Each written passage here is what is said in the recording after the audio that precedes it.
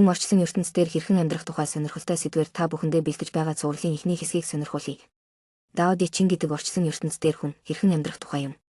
Маш сонирхолтой сэдв сонголоо.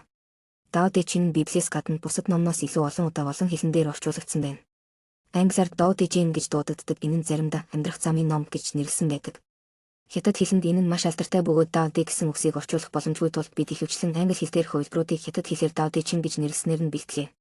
Гэхдээ даун бол зам ба замаар алхах, урлаг шинжлэх ухаан, эрч хүч, эсвэл бурхны хүч гэж аль тохирохоор нь ойлгон илэрхийлэн ярих хэлэхдээ гүн ухааных нь ойлголтуудыг агуулдаг. Дээг нь бол бие, зан чанар, мөн чанар, шударга байдал, ариун журам гэсэн утга бүхий ойлголтуудыг агуулдаг. Дээг Даогийн юмс болон хүмүүст өөрийгөө илэрхийлэх арга зам гэж үзэж болно. Чин гэдэг нь сонгодог эсвэл сонгодог ном гэсэн утгатай ойлголт байна. Дао Дэ Чин нь орчлон ертөнц амьдралдаа хэрхэн амьдрах тухай ойлголт юм. Анхны эртний хятадын Дао Дэ Чин нь аман зохиол байсан бололтой. Үүнийг чангаар унших цээжлэх зорилготой байсан байна. Энэ дасан зохицох өөртөө тарин мэт шингээж авдаг байдалтай мөн адил юм. Энэхүү дасан зохицох дадлагжих ажил Дао Дэ Чингийн бүтээлийг англи хэлээр утгачлан санаж цээжлэхэд хялбар болох үүднээс дахин цэгцэлж дахин боловсруулж орчуулсан байдаг байна. Энэ нь бусад хувилбаруудтай ижил биш учир англи хэлэн дээр яруу найраг юм уу шүлгийн аястай болгож таарахгүй юм. Их хэл дээрээ бол Дао Дэ Чингийн хамгийн эртний хувилбарууд нь 100 хэсэгтээ нэг урт шүлэг гэмээр байсан байдаг. За ингээд энэхүү цувралын эхний тайлбараа өндөрлөөд дараа уулзтлаа баяртай. Та лайка дарж бусаддаа шеэр хийн үү? Дао Дэ Чин цуврал 2. Дао Дэ Чин бол хоёрдмол үзэлтэй биш юм. Энэ нь нийгмэл байдал, бүрэн бүтэн байдал, тасралтгүй байдал, багтаамж, хамтын ажиллагаа, хүний өсөж хөгжих ухаарлын тухай өгүүлдэг. Хоёрдмол үзлийн жишээнүүд гэвэл маргаан өдөөн хатгалт, дайн өрсөлдөөнийг дэмждэг. Нутгархаг, манай үндэстэн, танаа үндэстэн эсвэл ямар нэгэн бүлэглэл илүү сайн. Эсвэл тэднийх манайхаас доогуур гэх мэт. Эсвэл бидний зам зөв, тэднийх буруу. Бид бусдыг захирч иргэшээлтэд оруулах нь зүүн хэрэг гэх мэт. Бодоод үзэхэд дайны үр дагавар маш их хор хөнөөлтөй болсон 90 үед бид олон хүнийг өдөм төрхөрдөггүй, зөвтгдөггүй байх хүрээд илүүд үзэх нь чухал юм. Хоёрдмол үзлийн тогтолцоонд ардчлал байх ямар ч зайгүй. Энэ нь тун аюултай. Хоёрдмол харилцааны хүрээ нь эмэгтэйчүүдийн хувьд онцгой асуудал юм. Үүний дотор эрэгтэй нь эмэгтэй хүнээс илүү байж түүнийг давмгаалах ёстой, эсвэл эсэргээрээ гэх мэт. Аль аль нь хүмүүн бидэнд зөв сонголт биш, харин аль ч хүсний орчин цагийн хүмүүс бид өөр сонголтуудыг хүсч байдаг та санал нийлэх байх. Дао Дэ Чингийн гүн ухаанд бол бүх зүйл хоорондоо холбоотой байдаг. Дао Дэ Чингийн хувьд их дэлхий бол сайжруулсан ариун сав юм. Дао Дэ Чингийн ухаанд бол хүн бие барих, тэнцвэрт байдалд хүрэх, бид өөрсдөө хичнээн бага зүйл мэддэг байж, улам ихийг сурах тухай ярьдаг.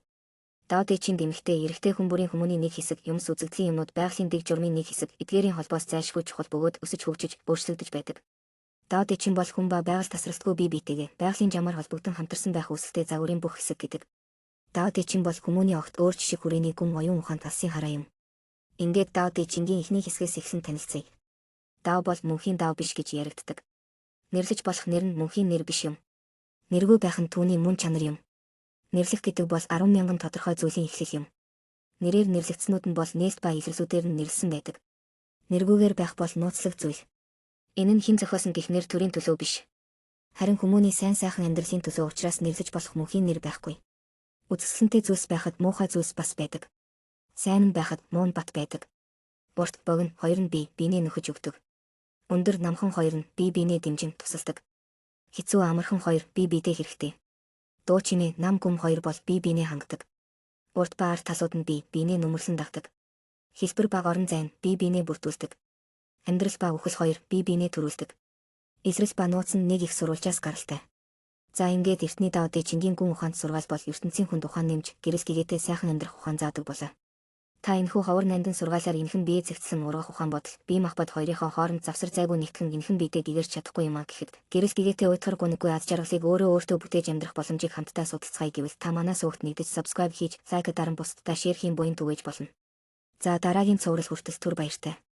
Таны гэгээн ухаан гэрэлтэж ирээдүй таны амрыг ирье. Энэхүү Дао Дэ Чин хэмээх агуу мэрэгэн сургаалыг мөнхийн нэр өгөх боломжгүй гэж бид өмнө видеонд тайлбарласан байгаа. Тиймээс бид өнөөдөр энэ цувралыг мэрэгэн ухаанд эмэгтэй хүнээр тайлбарлая. Тэр эмэгтэй ямар ч албадлаггүйгээр ажилладаг. Тэр үзүүлэн харуулах замаар сургаж заадаг.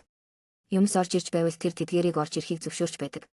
Бүх зүйл дуусаж эсвэл өнгөрч байвал тэр тэдгээрийг дуусгаж эсвэл өнгөрөөгөөд явуулчихдаг. Тэр эзэмхэрч харамлахгүй төрүүлж чаддаг, шан харамж хүлээхгүйгээр амжилтанд хүрч чаддаг, алдар гавьяаг орлохгүйгээр бүтээдэг, магтаал шаардахгүйгээр ажилладаг. Тэр юмыг хийж бүтээж бас өгч дуусгаад дараа нь хариу нэхэхгүй мартдаг. Түүний ажил үрд үргэлжилж байдаг. Дао бол бүтээлчээр дүүрэн үржил шимтэй хүндий, эмэгтэй хүний гарц, тэнгэр, газрын үндэс юм. Дао бол гүн худаг хоосон харагдах боловч шавхагдшгүй, харанхуй тэсвэр төвчээртэй 10,000 зүйлийн өвөг өгшөлтэй зөвлөмөр юм. Та түүнийг хичнээн их ашиглавч та ханашгүй. Хэдий их хэрэгэлсэн ч ашиглаж чадахгүй. Ирмэггүй ирмэг орооцдохгүй зангила, хоосонгүй нүх, онгойлгохгүй хаалх. Зөөлөн хурц гэрэл. Цэлмэг манан. Усан живсэн тодорхойгүй ихгүй тэр эмэгтэй бол бүх бурхнаас насаар ахмад. Шавраар шаазан сав хийн. Дотор хоосон зайд нь хоолыг хадгалдаг. Дээвэр хан шалаар орон зайг хүрээлүүлээд бидний амьдардаг газар болгож байшин барьдаг. Оршихуй гэдэг бол тэгж хэлбэрийг өгдөг. Байхгүй байх нь утга учирыг өгдөг. Хаагаад үз та үүнийг олж харахгүй. Үүнийг сонсох гэхэд та сонсохгүй. Түүнд хүрэх гэхээр та түүнд хүрч чадахгүй. Үүнийг барьж авах гэвэл та үүнийг барьж чадахгүй. Түүнд дөхөж очих гэвэл энэ нь эхлэлгүй. Үүнийг дагаж мөрдөх гэвэл төгсгөлгүй болно. Ухаарсан нь даавгийн тухай сонсоод тэр даруйд нь хэрэгжүүлэхийг хичээдэг. Дундуур ойлгосон нь даавгийн тухай сонсоод хэсэгчлэн оролддог. Ойлгож амжаагүй нь даавгийн тухай сонсоод инээдэг. Тийм ч учраас тэд ойлголт бага байдаг ба даав бол даав юм. Олохын тулд цай тэгвэл түүнийг олох болно. Хэрв та буруу зүйлийг зориуд хийвэл түүнийг хийснээр та зүгтах газаргүй болно. Сайн сайхны төлөө хүмүүст бол тэдний эрдэнэс нь даав юм. Муу юмны төлөө бол тэдний хорогдох газар нь бас даав юм. Ингээд бодохоор даав гэдгийг төрүүлсэн ээж хүнтэй зөвлөмөр. Даав бол ялгуурлагдаггүй. Энэ нь сайн мууг хоёуланг нь төрүүлдэг. Мэргэн шудраг хүн. Тэр амьдрал өөрт нь илгээсэн бүхнийг ашигладаг. Дивааж нь түүнийг бүрхдэг. Газар дэлхий түүнийг дэмждэг. Тэнгэр газар түүнд тэсвэрлэдэг. Амьдрахтаа газар шороогоо дээдэл. Сэтгэн бодохдоо гүн гүнзгий бай. Үг хэлэхдээ үнэнч бай. Ажил хийхдээ чадварлаг бай. Бусадтай харьцахдаа инэрэнгүй бай. Өгөхдөө өгөөмөр бай. Үргэлж шудраг бай. Хошигнохдоо болгоомжтой цагаа олсон бай. За ингээд энэ цуврал видео танд таалагдсан бол өгөөмөр сэтгэлээрээ лайка үлдээж өрөөл бусдтай шеэрлэж тусал ухаанаа хуваацаарай. Танд баярлалаа. Хэрэг та манай суугт нэгтгэхийг хүсвэл бид таныг subscribe хийж нэгтгэх цуврал 2. Дао Дэ Чин бол хоёрдмол үзэлтэй биш юм. Энэ нь нэгдмэл байдал, бүрэн бүтэн байдал, тасралтгүй байдал, багтаамж, хамтын ажиллагаа, хүний өсөж хөгжих ухаарлын тухай өгүүлдэг. Хоёрдмол үзлийн жишээнүүд гэвэл маргаан өдөөн хатгалт, дайн өрсөлдөөнийг дэмждэг. Нутгархаг, манай үндэстэн, танаа үндэстэн эсвэл ямар нэгэн бүлэглэл илүү сайн. Эсвэл тэднийх манайхаас доогуур гэх мэт. Эсвэл бидний зам зөв, тэднийх буруу. Бид бусдыг захирч иргэшээлтэд оруулах нь зүүн хэрэг гэх мэт. Бодоод үзэхэд дайны үр дагавар маш их хор хөнөөлтөй болсон 90 үед бид олон хүнийг өдөм төрхөрдөггүй, зөвтгдөггүй байх хүрээг илүүд үзэх нь чухал юм. Хоёрдмол үзлийн тогтолцоонд ардчлал байх ямар ч зайгүй. Энэ нь тун аюултай. Хоёрдмол харилцааны хүрээ нь эмэгтэйчүүдийн хувьд онцгой асуудал юм. Үүний дотор эрэгтэй нь эмэгтэй хүнээс илүү байж түүнийг давмгаалах ёстой, эсвэл эсэргээрээ гэх мэт. Аль аль нь хүмүүн бидэнд зөв сонголт биш, харин аль ч хүсний орчин цагийн хүмүүс бид өөр сонголтуудыг хүсч байдаг та санал нийлэх байх. Дао Дэ Чингийн гүн ухаанд бол бүх зүйл хоорондоо холбоотой байдаг. Дао Дэ Чингийн хувьд их дэлхий бол сайжруулсан нарийн сав юм. Дао Дэ Чингийн ухаанд бол хүн бие барих, тэнцвэрт байдалд хүрэх, бид өөрсдөө хичнээн бага зүйл мэддэг байж, улам ихийг сурах тухай ярьдаг. Дао Дэ Чин эмэгтэй, эрэгтэй хүн бүрийн хүмүүний нэг хэсэг, юмс үзэгдлийн юмнууд, байгалийн дэг журмын нэг хэсэг, эдгээрийн холбоос зайлшгүй чухал бөгөөд өсөж хөгжиж, өөрчлөгдөж байдаг. Дао Дэ Чин бол хүн ба байгаль тасралтгүй бие биетэйгээ, байгалийн жамаар холбогдсон хамтарсан байх үүсэлтэй загварын бүх хэсэг гэдэг. Дао Дэ Чин бол хүмүүний огт өөр жишг хүрээний гүн оюун ухаанд алсын хараа юм. Ингээд Дао Дэ Чингийн эхний хэсгээс эхлэн танилцъя. Дао бол мөнхийн дао биш гэж яригддаг. Нэрлэж болох нэр нь мөнхийн нэр биш юм. Нэргүй байх нь түүний мөн чанар юм. Нэрлэх гэдэг бол 10,000 тодорхой зүйлийн эхлэл юм. Нэрээр нэрлэгдснүүд нь бол нээлт ба илэрлүүдээр нь нэрлсэн байдаг. Нэргүйгээр байх бол нууцлаг зүйл. Энэ нь хэн зохиосон гэх нэр төрийн төлөө биш. Харин хүмүүний сайн сайхан амьдралын төлөө учраас нэрлэж болох мөнхийн нэр байхгүй. Үзэсгэлэнтэй зүйлс байхад муухай зүйлс бас байдаг. Сайн нь байхад муу нь бат байдаг. Бурт богино хоёр нь биенээ нөхөж өгдөг. Өндөр намхан хоёр нь биенээ дэмжин тусалдаг. Хэцүү амархан хоёр биедээ хэрэгтэй. Дуу чимээ нам гүм хоёр бол биенээ хангадаг. Урд ба арт талууд нь биенээ нүмерлэн дагдаг. Хэлбэр баг орон зайн биенээ бүрдүүлдэг. Амьдрал ба үхэл хоёр биенээ төрүүлдэг. Эсрэл ба нууц нь нэг их сурвалжаас гаралтай. За ингээд эртний Дао Дэ Чингийн гүн ухаанд сургаал бол ертөнцийн хүнд ухаан нэмж гэрэл гэгээтэй сайхан амьдрах ухаан заадаг болоо. Та энэхүү ховор нандин сургаалаар энхэн бие зэгцсэн ургах ухаан бодол, бие махбод хоёрынхоо хооронд завсар зайгүй нэгтгэн энхэн биедээ гэгэрч чадахгүй юм а гэхэд гэрэл гэгээтэй уйтгар гүнэггүй аз жаргалыг өөртөө бүтээж амьдрах боломжийг хамтдаа судалцгаая гэвэл та манай суугт нэгдэж subscribe хийж, лайк даран бусдтай шеэр хийн буян түгээж болно. За дараагийн цуврал хүртэл түр баяртай. Таны гэгээн ухаан гэрэлтэж ирээдүй таныг туршсан ертөнц дээр хэрхэн амьдрах тухай. Цуврал 5. Таны амрыг ирье. За 5 дахь цувралаа эхлэе. Даотой адилхан гэвэл дао дөнгөж төрсэн хүүхэдтэй адил юм. Тэр хүүхэд бие зөөлөн уян хатан боловч атгах чадвар нь хүчтэй. Тэр өдөржин уйлж хашгирч эсвэл өдөржин 50 мунтаж чаддаг. Тэр хорон бүрт хийх ёстой зүйлээ хийдэг. Тэр хүүхэд бол бүрэн төрөлхийн байгаагаараа өсдөг. Багш, мастер хүн бол болгоомжтой, өвлийн улиралд урсдаг гол шиг хүн. Бас үг хэлэхдээ барьдаг болгоомж бүхий заншилтай энэ нь яг албаны хүн шиг өсгөг, гэрийн эзэн шиг, ээлдэг зочин шиг өгөөмөр, өчил шимт хүндийн мэдтэгшхэн, зилээгүй мод шиг байглаараа, цус газрын мод шиг тайван, нам гүм, мөнгүн усны тогтвортой цөөрөм шиг гимээр ийм л агуу суутан. Салангид тустай бай. Амжилтанд хөөрөхгүй хайхрамжгүй бай, баяр хөөртэй ажил. Хүрэх газар луугаа анхаарлаа төвлөрүүлэхгүйгээр баяр хөөртэй аялаарай. Гам шиг таарахад аз тохиож болдгийг сана. Аз бол тохиохдоо гамшигын дэргэд бүхийж байдаг. Шулуун нь мөрөө болж эргээд шулуун болно. Сайн нь мууг төрүүлж тэр нь дахин сайныг төрүүлдэг. Эхлэл нь төгсгөл гэж байдаггүй. Гэрэлт зам нь харанхуй мэт санагдаж магадгүй. Шулуун зам нь мөрөө мэт санагдаж магадгүй. Гүсгэр зам нь бартаатай мэт санагдаж магадгүй юм. Урагшлах зам чинь ухарч байгаа мэт санагдаж магадгүй. Жинхэнэ хайр нь сэтгэлгүй мэт санагдаж магадгүй. Жинхэнэ шудраг байдал нь шудраг бус мэт санагдаж магадгүй юм. Жинхэнэ элбэг дүүрэн байдал нь хов хоосон мэт санагдаж магадгүй юм. Мөнхийнх нь хүртэл өөрчлөгдөд байх шиг болж магадгүй. Чин сэтгэлийн үг сайхан биш байж магадгүй. Сайхан үгс чин сэтгэлээсээ биш байж магадгүй. Ухаантай хүн сурдаггүй байж магадгүй. Эрдэмтэй хүн мэрэгэн биш байж болох юм. Сайн баян биш байж болох юм.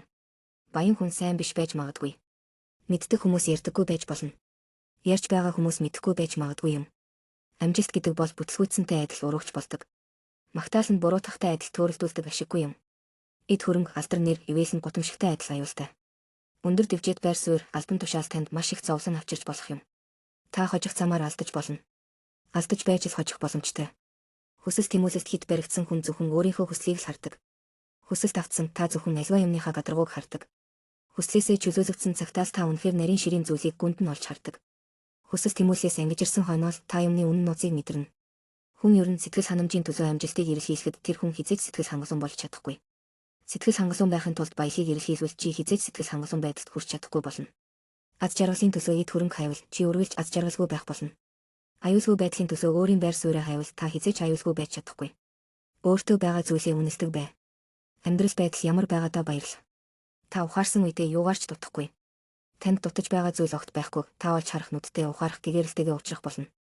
Мастер багш мэдэхгүй зүйлдээ илүү дадлаг хийдэг. Тэр өөрийгөө юунд сайн, юунд муу болохыг мэдэхгүй гэдгийг мэддэг. Тиймээс тэрээр тодорхой зорилгод хүрэх хүсэл эрмэлзлээс оюун ухаанаа холдуулан цэвэрлэж, бүх зүйлийг хүлээн зөвшөөрч, бүх зүйл буюу бэрхшээл өөрт тохиолдохыг зөвшөөрч, бүх зүйлд баяр баясгалан авч, өөрт тохиолдсон бүх зүйлийг бүгдийг нь зөв зүйтэй ашигладаг. Мэдэхгүй гэдгээ мэдэх нь эрүүл саруул ухааны гэгэрэлт хүрэх цонх гэдэг. Мэдэхгүй гэдгээ мэдэхгүй байх нь өвчин эмгэг юм гэдэг. Мастер багш хүн бол өөрийгөө эдгээрч юмч юм. Тэр өөрийгөө хуурамч худлаа мэдлэхээс ангид хол байлгаж хангаадаг. Мастер хүмүүсийг ч эдгээдэг. Тэр хүмүүст мэдлэггүйг нь зааж ойлгуулдаг. Хүмүүс өөрийгөө мэддэг гэж боддог бол өөрийгөө зөв удирдах чаддаггүй байдаг. Хүмүүс мэдэхгүй гэдгээ мэдвэл өөрөө сурч мэдэх сайн арга замыг олж чадна. За ингээд энэ цуврал видео танд таалагдсан бол өгөөмөр сэтгэлээсээ лайка үлдээж, өрөөл бусдтай шеэрлэж тусал ухаанаа хуваацаарай. Таны амрыг ирье. Мастер багш альваг хүсэхгүй байхыг хүсдэг. Тэр байгаа бүх зүйлийг л үнэлдэг. Тэр өөртөө байгаа ашиггүй муу зуршлаа хаяг арга хайж олоод тэр даруйдаа дадлагчин суралцдаг. Ихэнх хүмүүсийн сонирхгүй хажуугаар нь өнгөрдөг тоохгүй зүйл рүү мастер сонирхон буцаж очдог. Мастер багш өөрийгөө хамгийн сүүлд тавьж бас нэгдүгээрч тавьдаг, өөрийгөө доогуурт бас дээгүүрч тавьдаг, хувийн хүслээ орхиж, хүсэл эрмэлзэлд бүрэн хангагдсан мэт, хувийн ашиг сонирхлоо орхиж, ашиг сонирхол нь биелсэн гэж үздэг. Бүх зүйлээс татгалзаж, бүх зүйлдээ эвлэрэн нэгддэг. Мөн та өөрийгөө бүрэн цэвэрлэн өөртөө зай гарга, тэгэхэд альва юм бүхэн бүрэн гүйцэд заван дүүрч хангагддаг. Мэдлэг эрэлхийлэхэд өдрөөс өдөрт ямар нэг зүйл нэмэгддэг. Хэрв та даав дичинг дарахад өдөр ирэх тусам ямар нэгэн зүйлээ орхино. Өдөр ирэх тусам зориудаар хийх зүйл багассаар байна. Өдөр ирэх тусам та хит их зүйл хийхгүй. Бүх зүйл аяндаа болох хүртэл та баг багаар хийж, илүү ихийг хийхгүйгээр ихийг чанартай бүтээнэ. Дараа нь та үйлдэл хийхгүйгээр үйлдэж, хийхгүйгээр бүтээж, хүсэж хүчлэхгүйгээр амжилтанд хүрдэг. Тэгээд юу ч хийдэггүй. Мөн хийгээгүй үйлдэлсэн юу ч үлдэхгүй. Шаварлаг ус тайван байх үедээ аажмаар тунгалаг болж байсаар л байна. Альва шавар шавхаачин тайвширч оюун ухаан танд цэгцрэн цэлмэх болтугай. Зөв үйлдэл аяндаа ирэх хүртэл чимээгүйхэн бясалгаад түр хүлээ. Альва зүйлийг барьж авч үз, тэгээд алдаж үз. Зорилготой ажиллаад үз. Тэгээд ялагдаж үз. Өгөхөд бэлэн гарсан цэрэг амьдрал ялалтаар буцаж ирдэг. Амьд үлдэх гэж гарч явсан цэрэг амь насаа барж мартагддаг. Тэнгэр газар ивэдэгч хинч түүнийг мэдэхгүй. Эр зориг нь үхэл алдагдалт хүргэж болцсошгүй юм. Болгоомжтой байх нь амьдрал ялалтад хүргэж болцсошгүй юм. Тэмцэлгүйгээр та ялахтаа сайн байж чадна. Ярихгүйгээр та хариулахдаа сайн байж чадна. Санаатаагаар хийхгүй бол та сайн төлөвлөж чадна. Даавг хинч дууддаггүй. Энэ нь өөрөө хүнд ирдэг. Тэнгэрийн торн өргөн муудан бөгөөд тэндээс юу ч гусдаггүй. За үүгээр энэ цувралыг өндөрлөөд дараагийн цувралд уулзцгаая. За ингээд энэ цуврал видео танд таалагдсан бол өгөөмөр сэтгэлээрээ лайка үлдээж, өрөөл бусдтай шеэрлэж тусал ухаанаа хуваацаарай. Танд баярлалаа. Хэрэг та манай суугт нэгтгэхийг хүсвэл бид таныг subscribe хийж хэрхэн амьдрах тухай цуврал 7-г үргэлжлүүлье. За, таны амрыг ирье. Агуу даав мастер багш бол эрэгтэй эмэгтэй аль нь ч байж болно. Түүний хэн гэдгийг нэрлэх боломжгүйг та бид эхний цуврал дээр ярьсан байгааг эргэн санацгаая. Мастер багш 10,000 зүйл дээр ажилтдаггүй. Тэр зүгээр л хүмүүст өөрөөрөө байхад нь тусалдаг. Мастер багш хүмүүсийг өөрчлөх гэж оролддоггүй. Тэр зүгээр л тэднийг өөрт нь хэн болохыг нь харуулдаг.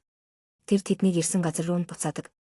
Тэр тэднийг үргэлж мэддэг байсан зүйл рүү нь л залруулан хөтэлдэг. Мастер багш ярьдаггүй. Тэр үйлдэл хийдэг. Мастер заадаггүй. Тэр үзүүлдэг. Мастер удирдах үед хүмүүс түүнийг тэнд байгааг бараг мэддэггүй. Багшийн ажил дуусахад хүмүүс хараач. Би дүүнийг хийсэн. Бүгдээрээ би өөрсдөө хийсэн гэцгээдэг. Мастер багш бол шударга. Тэр сайнд нь сайн. Тэр мууд нь ч сайн. Энэ бол жинхэнэ сайн чанар нь юм. Сайн нь хүмүүст үлгэрлэдэг. Муу нь хүмүүст боловсруулаагүй түүхийн эд болдог. Хүмүүс минь мастер багшигаа болон түүхийн эдээ хүндлэн дээдлж яваарай. Чин сэтгэлгүй өгсийг худалдаж авч зарж болно. Хоосон үлсийг бэлэг болгон ашиглаж болно. Бидний муу гэж үздэг зүйлс нь хизээ нэгэн цагт татгалздаг билүү? Бидний муу гэж үздэг хүмүүс хизээ нэгэн цагт хаягдчих ёстой юу? Мастер тооцооллыг мэддэг шагнал болон шийтгэлийг шаарддаггүй. Буянтай хүмүүс нэгтлэн бодох бүртгэлийг хийж чадна. Буянгүй хүмүүс татвараа авдаг. Мастер багш хүн бүрийг даавгийн хүүхдүүд гэж хүлээн зөвшөөрч хүн бүрийг инэрэн нэгүүлсгүй өгөөмөр сэтгэлтний ухаанаар ойлгон харьцдаг. Дэлхийн намайг агуу гэж хэлдэг нь хачирхалтай.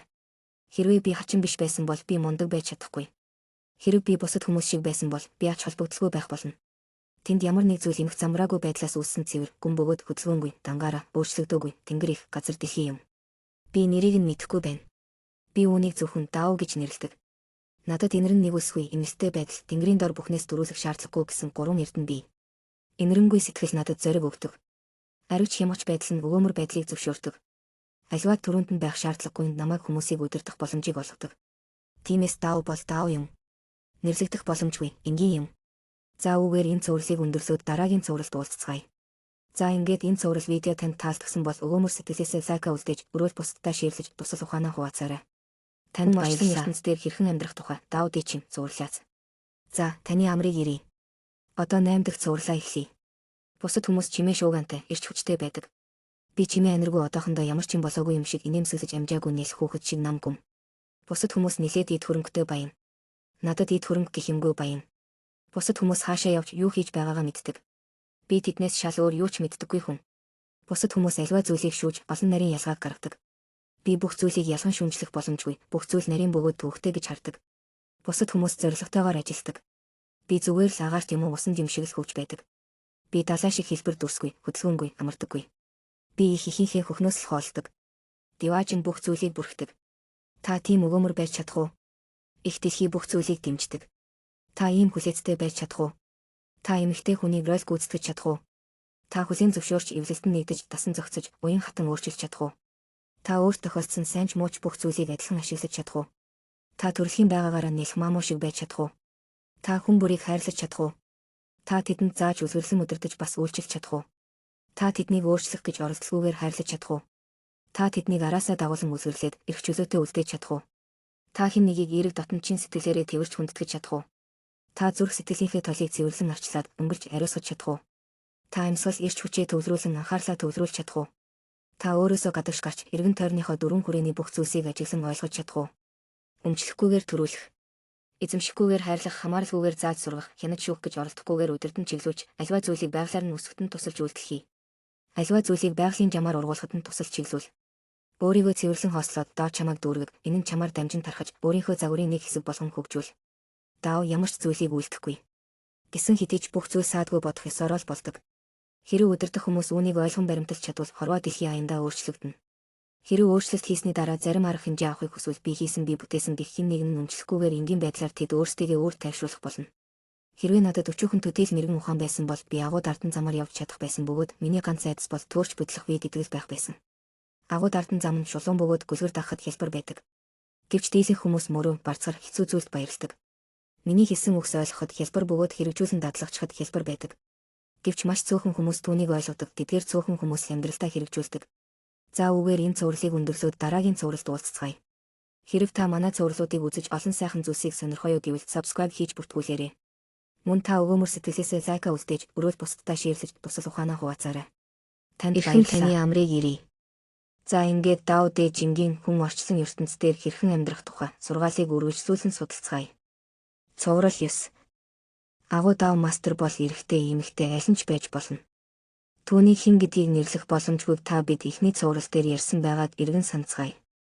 Мастер багш 10,000 зүйл дээр ажилтдаггүй.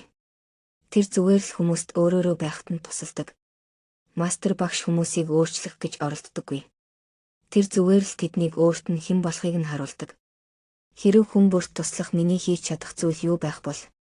Яагаад гэвэл миний өгс хүмүүст үнэхээр үн цэнтэй юм гэж ойлгодог хүмүүс маш цөөхөн болов уу? За үнэндээ цөөн хідэн хүмүүс Даогийн тухай сонсохоор дараалал зогсно гэж үү? Тэгвэл харин хүн тус бүр хоол идэх эсвэл хөгжөөн цэнгэнийг сонгох жагсаалын дараалал байвал ихэнх нь тэнд зогсох болно. Хүндхэн зүйл дээр гэрэл тогтдог. Уул нь уулынхаа бил хөндийгөөс дээш өгсөн ургасан байдаг. Эрхэн дээдс нь нийтлэг зүйлээс үндэс угсаагаа үүсгдэг. Тунгалаг ус шавар дээгүүр тогтон хөвдөг. Мэргэн хүн өөрийн үндэс угсаагаа мэддэг. Тэр энгийн хүмүүсийг хайрлаж ойлгож хүндэлдэг. Тайлбарлан илэрхийлэхдээ товчхон бөгөөд төрөлхөөсөө энгийн даруухан. Хар салхи өглөөнөөс өдрийн турш үргэлжилдэггүй. Борооны үүлний тесрэлт өдөржин үргэлжлэхгүй. Ангирах сайрах нь огт шаардлагагүй илүү олон төрлийн хоол хүнс болон ихээхэн идиумс юмар өөрсдийгөө тойруулдаг. Тэдгээр нь замд гараад зорчход саад ардаа орхин аялж газар дэлхийг үзэж чадахгүй бас эрүүл саруул амьдрахад ч олон талаар саад дотгор болдог. Өөрийгөө магтах нь магтаал биш юм. Чамин чимэгтэй сүх тэргийг бодол санаандаа дүрслэхдээ хүснээрээ мөрөөдөж, түүнийгээ хүснээрээ чимэглэж, бүх онцлогийг нь хүснээрээ тооцсон ч сүх тэрэг байхгүй хിവэрэ байх байна. Хаш чулуун хүзүүний зүйлд чинь тод гялалцаж, хүн бүрт өөрийгөө харуулж, байнга чингэнэж байдаг. Мэргэн ухаант хүн бол хаш чулуу шиг гялалцагч биш. Тэр зүгээр л хаяа хад чулуу хавирсан шиг дуу чимээг л гаргадаг. Мэргэн ухаантан ухаарлыг бусдад өгдөг, түүгээрээ тэр агуу бөгөөд их энгийн. Мэргэн өөрт байгаа зүйлээ бусдад зориулдаг, дараа нь түүнээс чихийг бий болгодог. Дао бол бүх зүйлийг ухаанаар тижээл өгдөгч юунд ч хор хөнөөлгүй. Мэргэн хүн бүхэнд тусалдаг бөгөөд хэнийг ч гомдоохгүй. Мэргэн хүн өгдөг, гэхдээ тэр өөрийгөө өгдөггүй. Харин тэр мэргэн үйлчилдэгч хамгийн түрүүнд өөртөө үйлчилдэг. Шилдэг командлагч алагдаж баригддаггүй. Захирагчгүйгээр арим яаж ялах вэ? Мэргэн тэшээ хизээч хайхрахгүй өдөржин явдаг. Тэрээр хантай дотор байранд аюулгүй байх үедээ тайвширч бүх санаа зовнилоос давж гардаг. Буян бодон амжилтыг илэрхийлбэл тэгвэл та хаасайгүй олдог. Бүтлгүйтэл бодон алдагдлыг илэрхийлбэл тэд танд байнга тохиолддог. Зураах замыг арга хэрэгсэл болгон ашигла, тэгвэл төгсгөл нь замтай нэгдэх болно. Замыг даг, тэгвэл зам таны өмнө шулуун байх болно. Хит хурц гэрэлэнд цохрох шалтгаан болдог. Хит их дуу чимээн дүлээрэлт хүргэдэг. Биеийн таашаалд хит их дурлах нь анхаарал сарниулах, самууран бодлох шалтгаан болдог. Хит их ид хөрөнгөтэй байх нь ас замд явхад саад болдог. Мэргэн хүн юмны гол төвийг баримтлана. Тэрээр үзэсгэлэнт гадаргууд нь биш, амтлаг жимс жимсгэнч биш, асаглах цэцэгч биш бөгөөд үнэндээ бодит байдал дээр гадаад үзэмж, мөн чанар, гоёл чимэглэлт биш, аливаа зүйлийн мөн чанарт оршдог. Аягаа хит дүүргүүл асгарна. Хутгаа хит хурцлбал мохоо болно. Хит их ид баялаг олж авбал та тэдгээрийг хамгаалах боломжгүй болно. Хит өндөрт авируул та тэнд тогтож тисгэд хэцүү. Хит их бардам зан нь өөрөө гай гамшиг дагуулдаг. Хит их суралцах нь тархиа ядрахад хүргэдэг. Илүү олон үг нь баг гэсэн үг юм. Хит хол алхуул зорьсон газраакаа өнгөрөөд явчихж мэднэ. Чадварлаг сийлбэрч багахан зүсэлт хийдэг. Чадварлаг аялагч 100 тонны мөр, уул мөр үлдээдэг. Чадварлаг бэхэлгийн хэдхэн зангилаа шаардлагатай боловч тайлагддаггүй. Чадварлаг эсгэгч цөөхөн үг хэрэглэдэгч хүмүүний ухаарлыг цэнгэлэн сэрээдэг. Тиймээс Дао бол Дао юм. Нэрлэгдэх боломжгүй, энгийн юм. За үүгээр энэ цувралыг өндөрлөөд дараагийн цувралд уулзцгаая. За ингээд энэ цуврал видео танд таалдсан бол өгөөмөр сэтгэлийнхээ лайка үлдээж, өрөөл бусдтай шеэрлэж тусал ухаанаа хуваацаарай. Танд баярлалаа. Хүн орчсон ертөнц дээр хэрхэн амьдрах тухай. Цувралын 10 дахь хэсэгт таныг урья. За. Таны өнөөдрийн амрыг ирье. Мэргэн хүн хурц боловч юу ч зөсдөггүй. Мэргэн хүн хуруугаараа онилдог боловч цоолдоггүй. Мэргэн хүн шулуухан боловч даруулгатай. Мэргэн хүн гэгээлэг боловч гялалцаж гангардаггүй. Хүний хамгийн том алдаа бол хит ихийг хүсэх явдал юм. Хэрхэн хангалттай байгаагаа ч мэдэхгүй байх нь хамгийн өрөвдөлтэй эмгэнэл юм. Хамгийн том алдаа бол өрсөлдөн хатаарах явдал юм. Хамгийн том дутагдал бол алдаагаа хизээ зогсоохоо мэдэхгүй байх явдал юм. Аливаа асуудал эхлэхээс нь өмнө зогсоо. Эмх замраагүй байдал үүсгэхээс өмнө өөрийгөө тогтоон барьж сур. Том хүндрэлд орохоос өмнө жижиг асуудлыг шийдэж бай. Олон болохоос нь өмнө цөөхөнтэй нь харьцаарай. Амархан байхад нь хэцүүг нь их л. Хид хідэн жижиг үүрэг даалгавруудаар дамжуулан агуу их ажил үйлсэд ойрт. Хамгийн том мөнх ногоо нь жижигхэн суулгацаас эхэлж ургадгийг байнга сана. Мянган бэрийн аялал нь ганцхан алхмаас эхэлдгийг байнга санаарай. Хэрэв та яаран үйлдэл хийвэл бүдэрч магадгүй юм. Хэрэв та хөлийн үлмий дээрээ зогсвол доктортой зогсохгүй байж болох юм. Бүтлгүйтэл үргэлжлэн тохиолдоод байвал ихэвчлэн дуусах төхөж байгаа нь тэр байж болох юм. Төгсгөлд нь эхлэл шигээ маш болгоомжтой байгаарай. Даавг ойлгож ухаарсан хүн үйлдэл хийхгүйгээр бүтээгээд хийжигдэг. Харин даавгийн хандлага багтай хүн бол зорилгоо тавьж байж үйлддэг. Агуу хүн гэж өөрийгөө үнэлэх нь ухаарч чадаагүй шинж. Доогуурт өөрийгөө үнэлэх нь өөрийгөө мэддэг хүний шинж. Хамгийн агуу шулуун шудраг байдал нь аяндаа бүтээмжтэй болоод ирдэг. Бага зэрэг шудраг байдал нь аяндаа өөрийн танд сонголтоор хийгддэг. Буяны үйлсийн хамгийн их нь буян болж мэдэгддэггүй. Бага хам буян нь хизээч мартдаггүй буян байдаг. Бусдыг таньж мэдэх нь мэдлэг юм. Өөрийгөө мэдэх нь мэргэн ухаан юм. Бусдыг удирдах нь ур чадварыг харуулдаг. Өөрийгөө хянах чадвар бол үнэхээр агуу хүчирхэг чадвар юм. Өөртөө байгаагаа хангалттай байна гэж мэдэх үедээ л баян байна гэсэн үг. Хийх зүйлээ хизээ хийхээ мэддэг байх нь зохих ёсоор үйлдэлээ хийдэг хүний чадвар юм. Байр сууцаа хизээ барихаа мэдэх нь төвчээртэй төсвөртэй явдал юм. Даавтаа нэгдмэл ойлголттой амьдрна гэдэг мөнхийн амьдралаар амьдрна гэсэн үг. Та энэ миний яриад байгаа мэрэгэн хүнтэй хит ойртож чадахгүй. Гэвч та ухаарч чадвал тэр мэрэгнээс зайлсхийж чадахгүй. Бас та түүнд тусалж чадахгүй. Та түүнд хор хөнөөл учруулж чадахгүй. Та түүнийг алдаршуулж чадахгүй. Та түүнийг гутааж чадахгүй. Тэр эрхэн даруй мэрэгэн бол аль хэдийн хүмүүний тэнгэрийн доорх хамгийн энгийн эрхэн элч юм. За ингээд энэ видео танд таалагдсан бол өгөөмөр сэтгэл сайка үлдээж өрөөл бусдтай шеэрлэж тусал ухаанаа хуваацаарай. Танд баярлалаа. Таны амрыг ирье. За ингээд Дао Дэ Жингийн хүн орчлон ертөнцийн хэрхэн амьдрах тухай. Энэ агуу сургаалын төгсгөлийг үргэлжлүүлэн судалцгаая. Төгсгөлийн цуврал 11. Нэрлэх боломжгүй мөнхийн тэр мэрэгэн хүн бол хамгийн сайн удирдагч бөгөөд та бидний нүдэнд үзэгдэж харагдахгүй. Та бидний дараагийн үеийн шилтгэн түүнийг хайрлаж магтдаг. Мөн дараагийнх нь үеийн айж имээдэг. Хамгийн тааруу нь түүнийг давхурхан шоолдог. Шилдэг дайчин биш байдаг. Шилдэг тулаанч нь түрэмгий байдаггүй. Шилдэг командлагч нь тулаанаас зайлсхийдэг. Хамгийн сайн захирагч бол ард түмнийхэн төлөө үйлчилдэг. Том улсыг захирах нь жижиг загас шарсантай адил. Хитрхи шарчхвал сүйдэгчхэн. Хитрхи их хутгачхвал салж бутраад тархчихна. Төр улс сул дорой болж үл үзэгдэх үед ард түмэн нээлттэй шудраг байдаг. Засгийн газар хүчирхэг бөгөөд хөндлөнгөөс оролцох үед хүмүүс нууцлаг залтай байдаг. Хит их татвар ногдуулбал ард түмэн өсгөлөнд нэрвэгдэнэ. Хит олон дүрм журамд хүмүүс бухимдах болно. Амжилтанд хит их шагнал оноох юм уу эсвэл амжилтанд хүрэх орон зай бага байх үед хүмүүс цөхрөнгөө барах болно. Барааны үн хит өндөр эсвэл цалин бага байвал хулгай зэлхий ийдсэн. Тэдэнд байж боломгүй сайн сайхан тансаг зүйлсийг байн харуулах юм бол хүмүүс тэдэнтэй тэрслэх болно.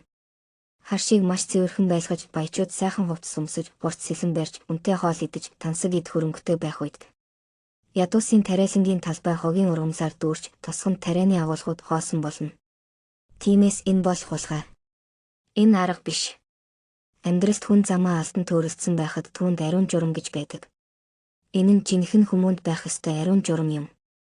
Хүний ариун журам гэгдвэл хүн чанар гэж байдаг. Хүн төрөлхтөн хүн чанараа алдахгүй байхад зөвхт байдал бий болдог. Зөвхт байдал алдагдах юм бол зүй зохисгүй байдал бий болдог.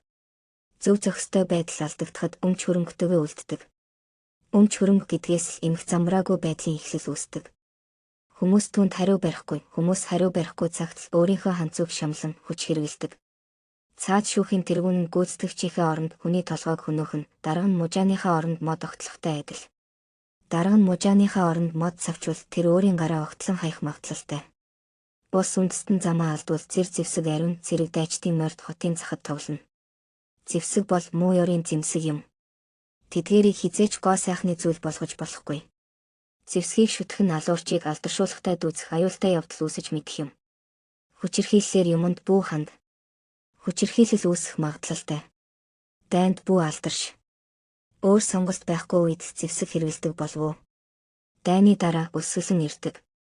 Цэргүүд очсон газар өргөс бут сөг ургадаг. Дэлхий бол та бидний ариун нандин сав юм. Та үүнийг сайжруулж чадахгүй. Үүнийг сайжруулахын тулд үүнийг хий гэвэл та үүнийг сүрүүлнэ. Үүнийг хянах гэж оролдоод ч сүрнэ. За ингээд дав бол мөнхийн бомб биш, нэрлэж болох нэр нь мөнхийн нэр биш, нэрлэх нэргүй бөгөөд мөнхийн нэртэй байх боломжгүй бөгөөд энэ нь тэнгэр газрын эхлэл гэмээр 10,000 зүйлийг төрүүлсэн их хүмүүний агуу их ухааныг хэлж сургаалаа үлдээсэн. Тиймээс дав бол дав юм. Нэрлэгдэх боломжгүй, энгийн юм.